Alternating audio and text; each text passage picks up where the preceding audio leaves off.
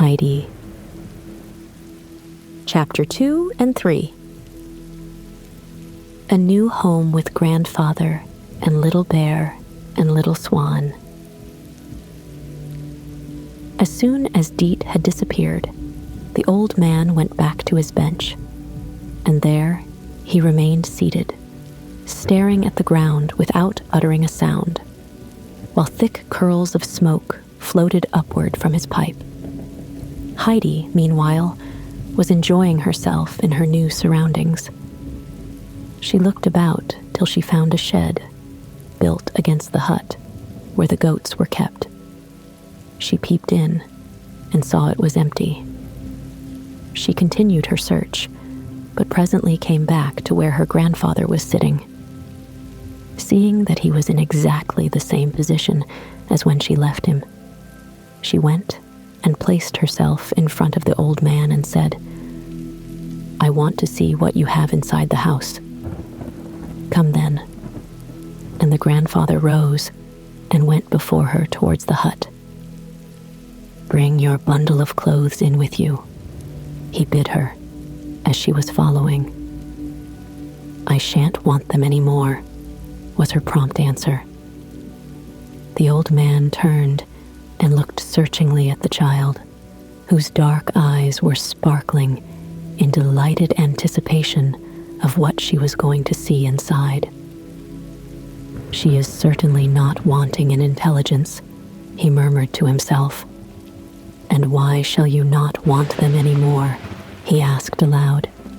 "Because I want to go about like the goats with their thin, light legs." "Well, you can do so if you like," said her grandfather, "but bring the things in.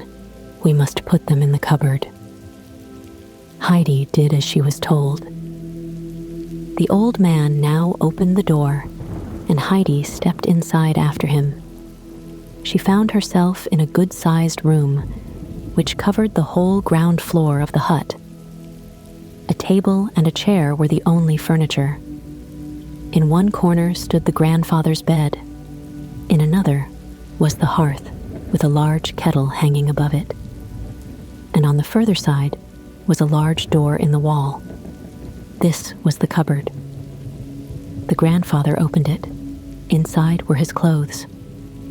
On a second shelf were some plates and cups and glasses, and on a higher one still, a round loaf, smoked meat, and cheese. For everything that Almuncle needed for his food and clothing was kept in this cupboard. Heidi thrust in her bundle of clothes as far back behind her grandfather's things as possible, so that they might not easily be found again. She then looked carefully round the room and asked, "Where am I to sleep, grandfather?" "Wherever you like," he answered. Heidi was delighted and began at once to examine all the nooks and corners to find out where it would be pleasantest to sleep. In the corner near her grandfather's bed, she saw a short ladder against the wall. Up she climbed and found herself in the hayloft. There lay a large heap of fresh, sweet-smelling hay, while through a round window in the wall, she could see right down the valley. "I shall sleep up here, grandfather," she called down to him. "It's lovely up here." "Come up and see how lovely it is." "Oh, I know all about it," he called up in answer. "I am getting the bed ready now," she called down again, as she went busily to and fro at her work. "But I shall want you to bring me up a sheet. You can't have a bed without a sheet. You want it to lie upon." "All right," said the grandfather, and presently he went to the cupboard, and after rummaging about inside for a few minutes, he drew out a long, coarse piece of stuff, which was all he had to do duty for a sheet. He carried it up to the loft, where he found Heidi had already made quite a nice bed. She had put an extra heap of hay at one end for a pillow, and had so arranged it that when in bed, she would be able to see comfortably out through the round window. "That is capital," said her grandfather. "Now we must put on the sheet." They spread it over the bed, and where it was too long or too broad, Heidi quickly tucked it in under the hay. It looked as tidy and comfortable a bed as you could wish for, and Heidi stood gazing thoughtfully at her handiwork. "We have forgotten something now, grandfather," she said after a short silence. "What's that?" he asked. "A coverlid. When you get into bed, you have to creep in between the sheet and the coverlid." "Oh, that's the way, is it?" "But suppose I have not got a coverlid," said the old man. "Well, never mind, grandfather," said Heidi in a consoling tone of voice. "I can take some more hay to put over me." And she was turning quickly to fetch another armful from the heap when her grandfather stopped her. "Wait a moment," he said, and he climbed down the ladder again and went towards his bed. He returned to the loft with a large, thick sack made of flax, which he laid tidily over the bed. "That is a splendid coverlid," said Heidi, "and the bed looks lovely altogether. I wish it was night, so that I might get inside it at once." "I think we had better go down and have something to eat first," said the grandfather. While the kettle was boiling, the old man held a large piece of cheese on a long iron fork over the fire, turning it round and round till it was toasted a nice golden yellow color on each side. Heidi watched all that was going on with eager curiosity.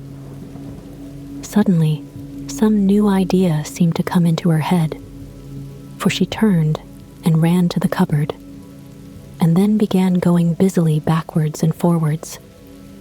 Presently, the grandfather got up and came to the table with a jug and the cheese, and there he saw it already tidily laid with a round loaf and 2 plates and 2 knives each in its right place. "Ah, that's right," said the grandfather. "I am glad to see that you have some ideas of your own." And as he spoke, he laid the toasted cheese on a layer of bread. But there is still something missing. Heidi looked at the jug that was steaming away invitingly and ran quickly back to the cupboard. At first, she could only see a small bowl left on the shelf, but she was not long in perplexity, for a moment later, she caught sight of 2 glasses further back, and without an instant's loss of time, she returned with these in the bowl and put them down on the table. "Good. I see you know how to set about things. But what will you do for a seat?" The grandfather himself was sitting on the only chair in the room. Heidi flew to the hearth, and dragging the 3-legged stool up to the table, sat herself down upon it. The grandfather filled the bowl with milk and pushed it in front of Heidi. Then he brought her a large slice of bread and a piece of the golden cheese and told her to eat. Heidi lifted the bowl with both hands and drank without pause till it was empty, for the thirst of all her long, hot journey had returned upon her. Then she drew a deep breath. In the eagerness of her thirst, she had not stopped to breathe, and put down the bowl. "Was the milk nice?" he asked. "I never drank any so good before," answered Heidi. "Then you must have some more." And the old man filled her bowl again to the brim and set it before the child, who was now hungrily beginning her bread, having first spread it with the cheese, which after being toasted was soft as butter. The meal being over, the grandfather went outside to put the goat shed in order, and Heidi watched with interest while he first swept it out, and then put fresh straw for the goats to sleep upon. Then he went to the little well shed, and there he cut some long, round sticks and a small, round board. In this, he bored some holes, and stuck the sticks into them, and there, as if made by magic, was a 3-legged stool, just like her grandfather's, only higher. Heidi stood and looked at it, speechless with astonishment. "What do you think that is?" asked her grandfather. "It's my stool, I know, because it is such a high one, and it was made all of a minute," said the child, still lost in wonder and admiration. "She understands what she sees. Her eyes are in the right place," remarked the grandfather to himself. And so, the time passed happily on till evening. Then the wind began to roar louder than ever through the old fir trees. Heidi listened with delight to the sound, and it filled her heart so full of gladness that she skipped and danced round the old trees as if some unheard of joy had come to her. The grandfather stood and watched her from the shed. Heidi tenderly stroked the 2 goats in turn. Suddenly, a shrill whistle was heard. Down from the heights above, the goats came springing one after another, with Peter in their midst. Heidi sprang forward with a cry of joy and rushed among the flock, greeting first one and then another of her old friends of the morning. As they neared the hut, the goats stood still, and then 2 of their number, 2 beautiful, slender animals, one white and one brown, ran forward to where the grandfather was standing and began licking his hands, for he was holding a little salt which he always had ready for his goats on their return home. Peter went on down the mountain with the remainder of his flock. Heidi tenderly stroked the 2 goats in turn, jumping about in her glee at the pretty little animals. "Are they ours, grandfather? Are they both ours? Are you going to put them in the shed? Will they always stay with us?" Heidi's questions came tumbling out one after the other, so that her grandfather had only time to answer each of them with, "Yes, yes." When the goats had finished licking up the salt, her grandfather told her to go and fetch her bowl and the bread. Heidi obeyed and was soon back again. The grandfather milked the white goat and filled her basin, and then breaking off a piece of bread, "Now eat your supper," he said, "and then go up to bed.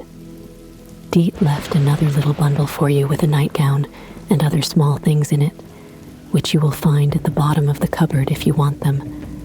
I must go and shut up the goats, so be off and sleep well. Good night, grandfather. Good night. What are their names, grandfather? What are their names?" she called out as she ran after his retreating figure and the goats. "The white one is named Little Swan, and the brown one Little Bear," he answered. "Good night, Little Swan. Good night, Little Bear," she called again at the top of her voice. Then she ate her supper and went indoors and climbed up to her bed, where she was soon lying as sweetly and soundly asleep as any young princess on her couch of silk. Heidi felt very happy next morning as she woke up in her new home and remembered all the many things that she had seen the day before and which she would see again that day. And above all, she thought with delight of the dear goats. She jumped quickly out of bed, and a very few minutes sufficed her to put on the clothes which she had taken off the night before, for there were not many of them. Then she climbed down the ladder and ran outside the hut. There stood Peter, all ready with his flock of goats, and the grandfather was just bringing his 2 out of the shed to join the others. Heidi ran forward to wish good morning to him and the goats.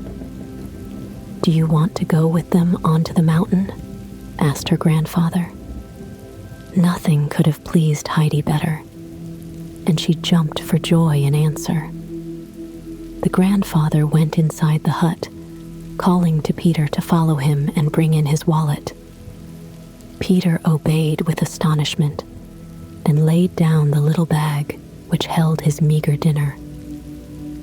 "Open it," said the old man, and he put in a large piece of bread and an equally large piece of cheese, which made Peter open his eyes, for each was twice the size of the 2 portions which he had for his own dinner. Now there is only the little bowl to add," continued the grandfather, "for the child cannot drink her milk as you do from the goat. She is not accustomed to that. You must milk 2 bowlfuls for her when she has her dinner, for she is going with you and will remain with you till you return this evening. But take care she does not fall over any of the rocks. Do you hear?" They started joyfully for the mountain.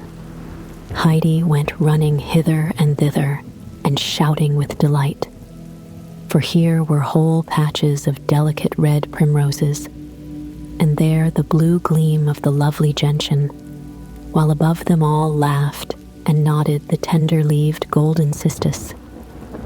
Enchanted with all this waving field of brightly colored flowers, Heidi forgot even Peter and the goats. She ran on in front and then off to the side, tempted first one way and then the other, as she caught sight of some bright spot of glowing red or yellow. And all the while she was plucking whole handfuls of the flowers, which she put into her little apron, for she wanted to take them all home and stick them in the hay, so that she might make her bedroom look just like the meadows outside. Peter had therefore to be on the alert, and his round eyes, which did not move very quickly, had more work than they could well manage, for the goats were as lively as Heidi. They ran in all directions, and Peter had to follow, whistling and calling and swinging his stick to get all the runaways together again. Finally, they arrived at the spot where Peter generally halted for his goats to pasture, and where he took up his quarters for the day. It lay at the foot of the high rocks, which were covered for some distance up by bushes and fir trees, beyond which rose their bare and rugged summits. On one side of the mountain, the rock was split into deep clefts, and the grandfather had reason to warn Peter of danger. Having climbed as far as the halting place, Peter unslung his wallet and put it carefully in a little hollow of the ground, for he knew what the wind was like up there, and did not want to see his precious belongings sent rolling down the mountain by a sudden gust. Then he threw himself at full length on the warm ground, and soon fell asleep. Heidi, meanwhile, had unfastened her apron, and rolling it carefully round the flowers, laid it beside Peter's wallet inside the hollow. She then sat down beside his outstretched figure and looked about her. The goats were climbing about among the bushes overhead. She had never felt so happy in her life before. She drank in the golden sunlight, the fresh air, the sweet smell of the flowers, and wished for nothing better than to remain there forever. Suddenly, she heard a loud, harsh cry overhead, and lifting her eyes, she saw a bird, larger than any she had ever seen before, with great, spreading wings, wheeling round in wide circles, and uttering a piercing, croaking kind of sound above her. "Peter, Peter, wake up," called out Heidi. "See, the great bird is there. Look, look." Peter got up on hearing her call, and together they sat and watched the bird, which rose higher and higher in the blue air till it disappeared behind the gray mountaintops. "Where has it gone to?" asked Heidi, who had followed the bird's movements with intense interest. Home to its nest, said Peter. Is his home right up there? Oh, how nice to be up so high. Why does he make that noise? Because he can't help it, explained Peter. Let us climb up there and see where his nest is, proposed Heidi. Oh, oh, oh, exclaimed Peter, his disapproval of Heidi's suggestion becoming more marked with each ejaculation. Why, even the goats cannot climb as high as that. Besides, didn't Uncle say that you were not to fall over the rocks? Peter now began suddenly whistling and calling in such a loud manner that Heidi could not think what was happening. But the goats evidently understood his voice, for one after the other, they came springing down the rocks until they were all assembled on the green plateau. Heidi jumped up and ran in and out among them, for it was new to her to see the goats playing together like this. Meanwhile, Peter had taken the wallet out of the hollow and placed the pieces of bread and cheese on the ground in the shape of a square, the larger two on Heidi's side and the smaller on his own, for he knew exactly which were hers and which his. Then he took the little bowl and milked some delicious, fresh milk into it from the white goat, and afterwards set the bowl in the middle of the square. Leave off jumping about. It is time for dinner, said Peter. Sit down now and begin. Heidi sat down. Is the milk for me? She asked. Heidi drank in the golden sunlight, the fresh air and the sweet smell of the flowers. Yes, replied Peter, and the 2 large pieces of bread and cheese are yours also, and when you have drunk up that milk, you are to have another bowlful from the white goat, and then it will be my turn. And which do you get your milk from? Inquired Heidi. From my own goat, the piebald one. But go on now with your dinner, said Peter, again reminding her it was time to eat. Heidi took up the bowl and drank her milk, and as soon as she had put it down empty, Peter rose and filled it again for her. Then she broke off a piece of her bread and held out the remainder, which was still larger than Peter's own piece, together with the whole big slice of cheese to her companion, saying, You can have that. I have plenty. Peter looked at Heidi, unable to speak for astonishment. He hesitated a moment, for he could not believe that Heidi was in earnest.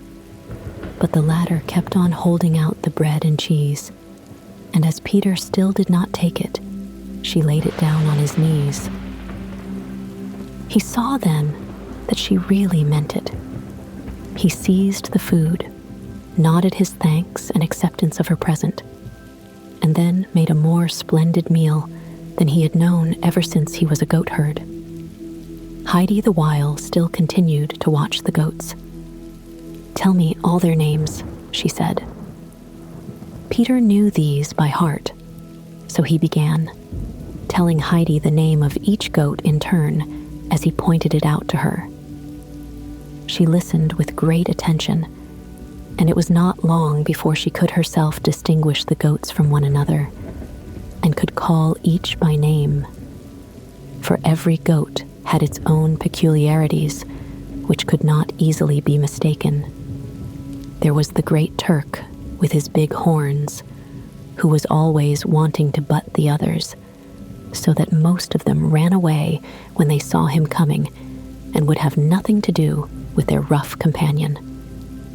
Only Greenfinch, the slender, nimble little goat, was brave enough to face him and would make a rush at him 3 or 4 times in succession. Then there was little white Snowflake, who bleated in such a plaintive and beseeching manner that Heidi already had several times run to it and taken its head in her hands to comfort it. Just at this moment, the pleading young cry was heard again, and Heidi jumped up running, and putting her arms around the little creature's neck, asked in a sympathetic voice, "What is it, little snowflake? Why do you call like that, as if in trouble?" The goat pressed closer to Heidi in a confiding way and left off bleating. Peter called out from where he was sitting, for he had not yet got to the end of his bread and cheese. "She cries like that because the old goat is not with her. She was sold at Mayenfeld the day before yesterday, and so will not come up the mountain any more." "Who is the old goat?" called Heidi back. "Why, her mother, of course," was the answer. "Where is the grandmother?" called Heidi again. "She has none." "And the grandfather?" "She has none." "Oh, you poor little snowflake," exclaimed Heidi, clasping the animal gently to her. "But do not cry like that any more. See now, I shall come up here with you every day, so that you will not be alone any more. And if you want anything, you have only to come to me." The goats were now beginning to climb the rocks again, each seeking for the plants it liked in its own fashion. Some jumping over everything they met till they found what they wanted. Others going more carefully and cropping all the nice leaves by the way. The Turk still now and then giving the others a poke with his horns. Little Swan and Little Bear clambered lightly up and never failed to find the best bushes. And then they would stand gracefully poised on their pretty legs, delicately nibbling at the leaves. Heidi stood with her hands behind her back, carefully noting all they did. "Peter," she said to the boy, who had again thrown himself down on the ground, "the prettiest of all the goats are Little Swan and Little Bear." "Yes, I know they are," was the answer. "Almuncle brushes them down and washes them and gives them salt, and he has the nicest shed for them."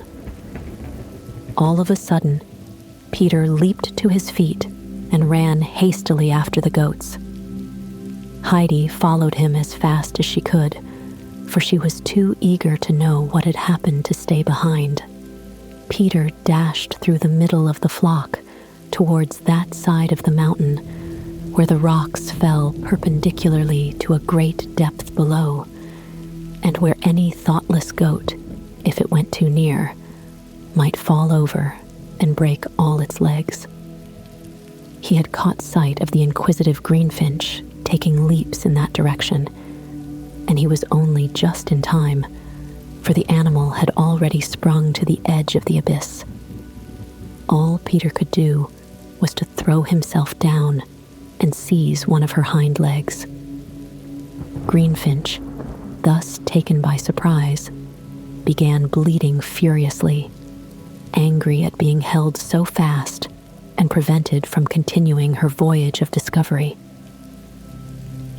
She struggled to get loose and endeavored so obstinately to leap forward that Peter shouted to Heidi to come and help him, for he could not get up and was afraid of pulling out the goat's leg altogether.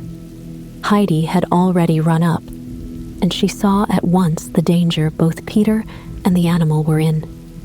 She quickly gathered a bunch of sweet-smelling leaves, and then, holding them under Greenfinch's nose, said coaxingly, "Come, come, Greenfinch.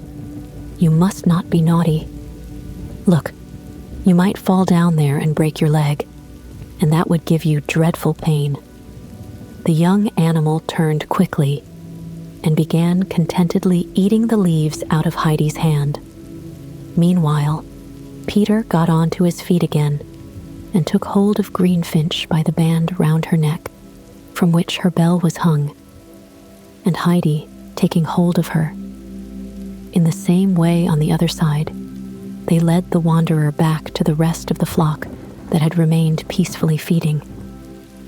Peter, now he had his goat in safety, lifted his stick in order to give her a good beating as punishment, and Greenfinch, seeing what was coming, shrank back in fear. But But Heidi cried out, "No, no, Peter. You must not strike her. See how frightened she is." "She deserves it," growled Peter, and again lifted his stick. Then Heidi flung herself against him and cried indignantly, "You have no right to touch her. It will hurt her. Let her alone." Peter looked with surprise at the commanding little figure, whose dark eyes were flashing, and reluctantly he let his stick drop. "Well, I will let her off if you will give me some more of your cheese tomorrow," he said, for he was determined to have something to make up to him for his fright. "You shall have it all, tomorrow and every day. I do not want it," replied Heidi, giving ready consent to his demand. "And I will give you bread as well, a large piece like you had today. But then you must promise never to beat Greenfinch or Snowflake or any of the goats." "All right," said Peter, "I don't care," which meant that he would agree to the bargain and let go of Greenfinch, who joyfully sprang to join her companions. And thus, imperceptibly, the day had crept on to its close, and now the sun was on the point of sinking out of sight behind the high mountains. Heidi was again sitting on the ground when all at once she sprang to her feet. "Peter! Peter! Everything is on fire! All the rocks are burning, and the great snow mountain in the sky. Oh, look, look!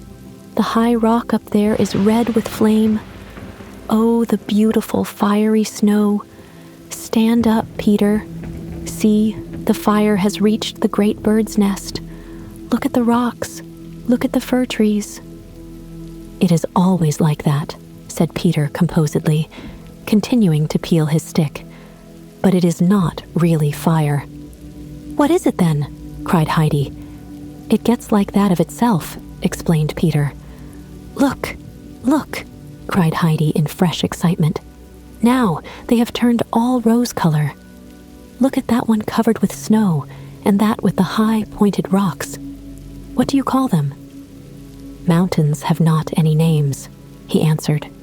"Oh, how beautiful! Look at the crimson snow. And up there on the rocks there are ever so many roses. Oh, now they are turning gray. Oh, now all the color has died away. It's all gone, Peter." And Heidi sat down on the ground, looking as full of distress as if everything had really come to an end. "It will come again tomorrow," said Peter. "Get up. We must go home now."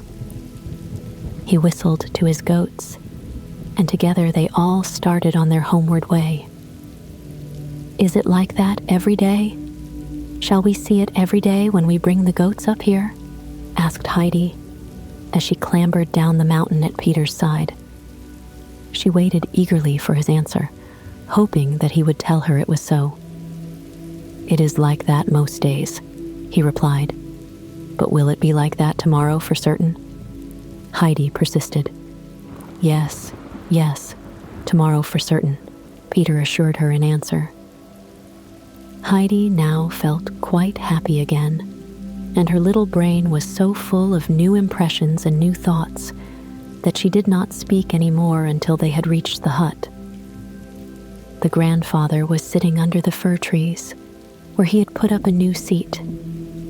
Heidi ran up to him, followed by the white and brown goats, for they knew their own master and stall. Peter called out after her, "Come with me again tomorrow. Good night." For he was anxious for more than one reason that Heidi should go with him the next day. "Oh, grandfather," cried Heidi, "it was so beautiful. The fire and the roses on the rocks and the blue and yellow flowers, and look what I have brought you." And opening the apron that held her flowers, she shook them all out at her grandfather's feet. But the poor flowers, how changed they were. Heidi hardly knew them again. They looked like dried bits of hay. Not a single little flower cup stood open. "Oh, grandfather, what is the matter with them?" exclaimed Heidi in shocked surprise. "They were not like that this morning. Why do they look so now?" "They like to stand out there in the sun and not to be shut up in an apron," said her grandfather. "Then I will never gather any more. But grandfather, why did the great bird go on croaking so?" She continued in an eager tone of inquiry. "Go along now and get into your bath while I go and get some milk. When we are together at supper, I will tell you all about it." Heidi obeyed, and when later she was sitting on her high stool before her milk bowl with her grandfather beside her, she repeated her question. "Why does the great bird go on croaking and screaming down at us, grandfather?" "He is mocking at the people who live down below in the villages, because they all go huddling and gossiping together and encourage one another in evil talking and deeds. He calls out, 'If you would separate and each go your own way and come up here and live on a height as I do, it would be better for you.'" There was almost a wildness in the old man's voice as he spoke, so that Heidi seemed to hear the croaking of the bird again, even more distinctly. "Why haven't the mountains any names?" Heidi went on. "They have names," answered her grandfather. "And if you can describe one of them to me, that I know I will tell you what it is called."